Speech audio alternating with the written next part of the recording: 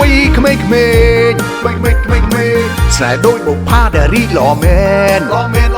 ស្នេហ៍មានរាប់ម៉ឺនសែនខ្លាមិនយល់ព្រំដែនឲ្យខ្ញុំស្រែកថាជាយោ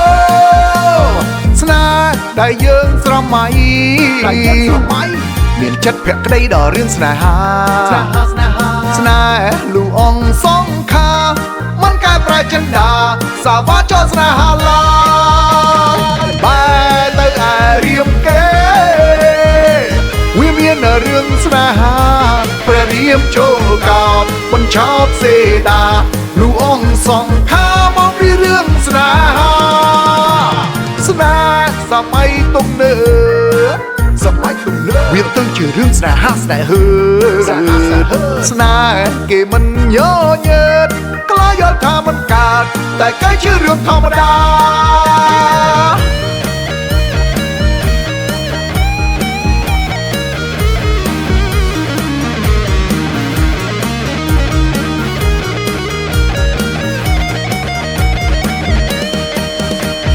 បែរទៅឯរៀមគេវាមានរឿងស្នេហាព្រះរាមចូលកោតបញ្ឆោតសេដាលូអងសងខាមកពីរឿងស្នេហាស្នេហ៍សម័យទំនើបវាទៅជារឿងស្នេហាស្នេហ៍ស្នេហ៍គេមិនញញើតខ្លាចយល់ថាមិនកើតតែគេជារឿងធម្មតា